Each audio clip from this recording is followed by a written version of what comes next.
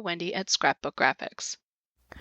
Today we're going to take a quick look at how to use these smart clusters to create your own clusters using any kit.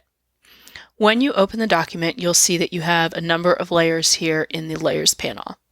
You'll also see that these are all smart objects, and you can tell that because of this icon here on the thumbnail. To edit a smart object, all you need to do is double-click on that little icon on the thumbnail. That will open the smart object in a new window.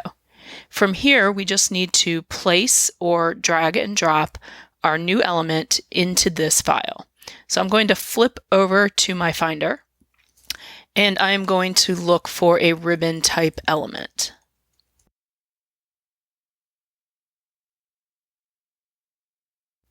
I don't have a ribbon in this kit, so for the time being, I'm just going to use a clock.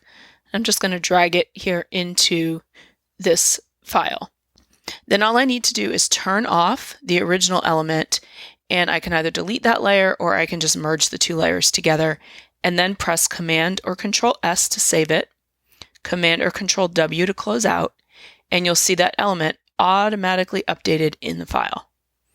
Now, where this really shines is when you have multiple occurrences of the same element. So let's go ahead and replace this small yellow flower. I'm going to double click on one of the icons, and it doesn't matter which one. And then I will get this yellow flower here and drag it in.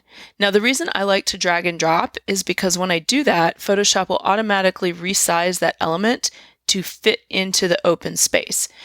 Not everybody's able to drag and drop depending on your operating system. And if that's the case, you can go ahead and use the Place command, which can do the same thing.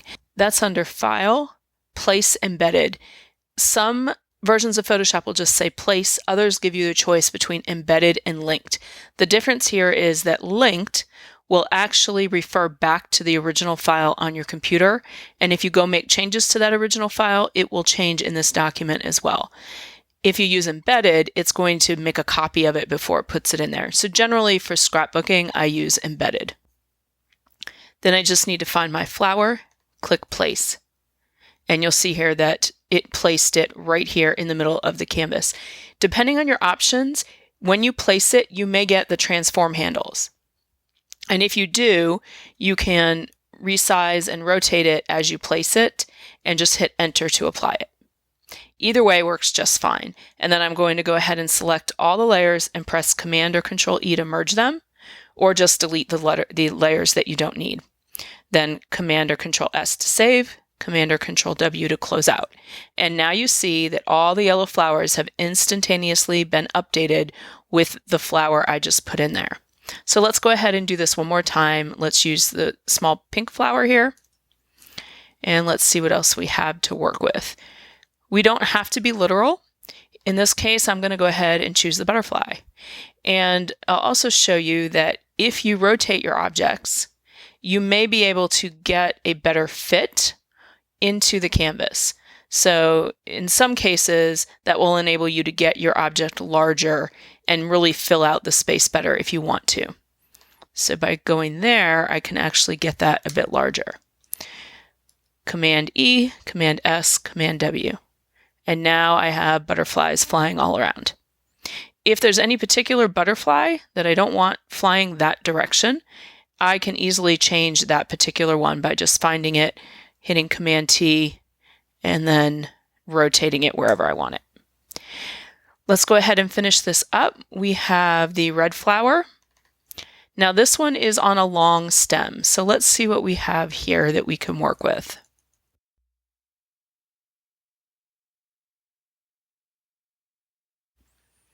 So let's go with this one.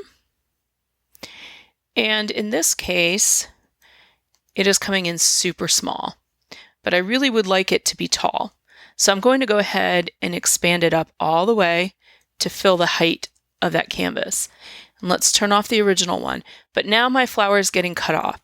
So what I need to do is expand the canvas to show the rest of it. And that's easily done by going to Image, Reveal All. And that will pop that wider so that everything is showing. And then I can Command E, Command S, Command W.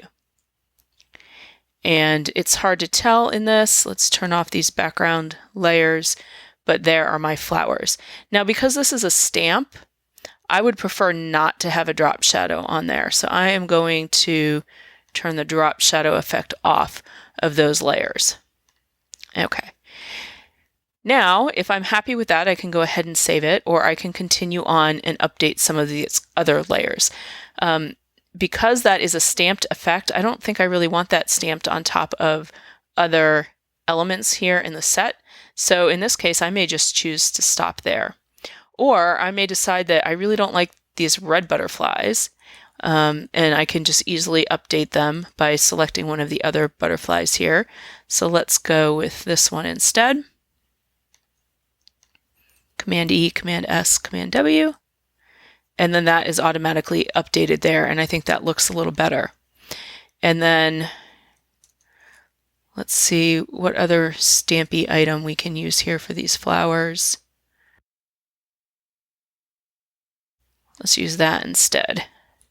And I'm going to rotate him. Command E, Command S, Command W. And now those little stampy bugs are updated. And then let's just say I'd rather have this be a flower. Actually, let's go ahead and put this bird in there instead. I think that's interesting. Okay. And in this case, I might want to actually increase the size of that. So I'm going to go ahead and shift click all these layers and clear the drop shadows by going to clear layer style. Because this is more of a stamped cluster, I don't think I really want that drop shadow effect on there. So I'm going to drag this off to the side here. Okay, so there I go. I have completely changed the look of this cluster. Let's go back and see the beginning all the way to the end in just a few clicks. So that's how these smart object clusters work, and they're super fun. You can get so many different looks from the same cluster just by changing out the elements. I hope this has been helpful, and I will see you next time.